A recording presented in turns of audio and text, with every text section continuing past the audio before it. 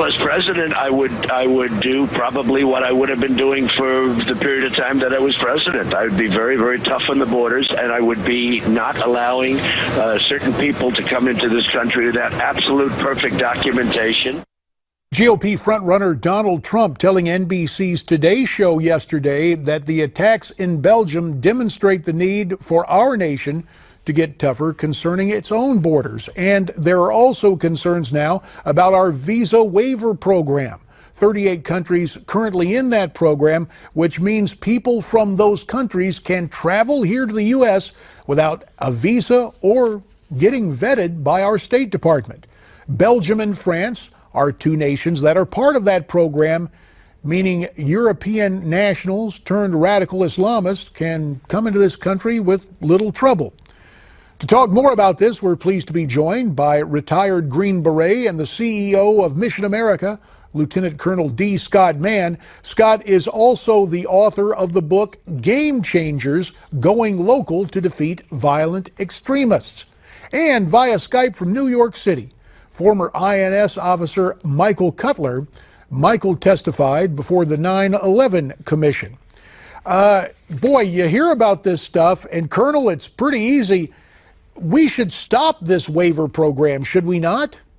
Yeah, absolutely. Thanks for having me on, JD. You know, these jihadists that have gone over to Syria and Iraq, when they return home, that's when they're most dangerous. Once these guys go over and they get their combat training and they've immersed themselves on the battlefield, it's when they return home that they are extremely dangerous. And if these guys are able to then make their way over to the United States without any kind of obstacles or challenges, you've got a combat-hardened, well-trained Islamist in your midst, and there's nothing that you can do about it. And it absolutely has to stop. Michael, you and I have talked many times about the need to fortify our physical borders, but in terms of air travel, since it is so pervasive and this visa waiver program, it's almost like putting up a neon sign saying to these jihadis, hey, y'all come on to the United States.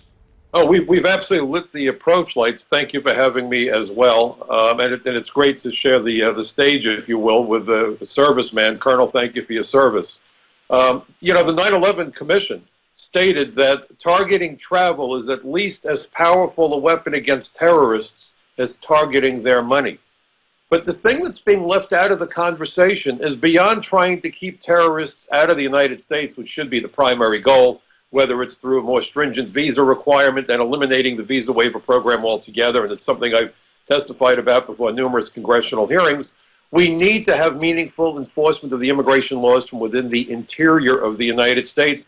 3 of the 9/11 hijackers were actually stopped by police just days before the attacks. Imagine if they had contacted police and said, hey, we've got some illegal aliens here. We might well have thwarted 9/11 without even realizing it. In law enforcement, we call that the principle of randomness. Yeah, just enforcing existing laws, but this administration is not eager to do it. And you also have the status of political refugees. For example, on our southern border right now, we understand that thousands of Cubans are coming across that border and just being released into the U.S. So is this another situation, Colonel, of just, I don't want to say benign neglect because it has an impact, but this administration is hands off? Yeah, look, JD, I think we're just going to have to acknowledge that this administration, man, they're just not going to get it done. They're not going to try to get it done. And I think what we're going to have to really start doing is demanding that the next batch of politicians coming in are going to get it done. And right now, I'm just not seeing that. That's why we're doing the contracttoprotectamerica.org to demand that our politicians make a change. If we don't lock this southern border down soon, I think we're going to reap a cataclysmic attack here in the homeland. Well, so we have a failure to enforce the law. Michael, you and I have visited about this many times before, but I guess the question at hand is this. Let's make it real simple. Donald Trump suggests that we should get together to ensure that radical Islamists don't come here. Bottom line, Michael, should we just freeze all immigration, say no more people until we get a handle on it, whether you're a Presbyterian from Portugal or someone of the Islamic faith from a country like Jordan?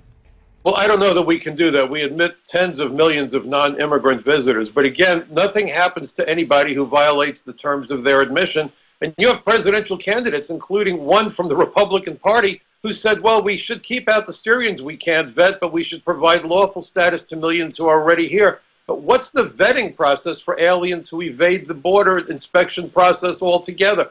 We've got to get serious. We've got to look at the 328 ports of entry, and we have to have meaningful interior enforcement. That's the component no one talks about, and it's the most critical because it would go after the fraud, and it would make it impossible for terrorists to embed themselves, or at least more difficult for them to embed themselves in our country once they do get here. And we will have to leave it right there. Michael Cutler tonight from New York City, and Colonel D. Scott Mann, thank you very much.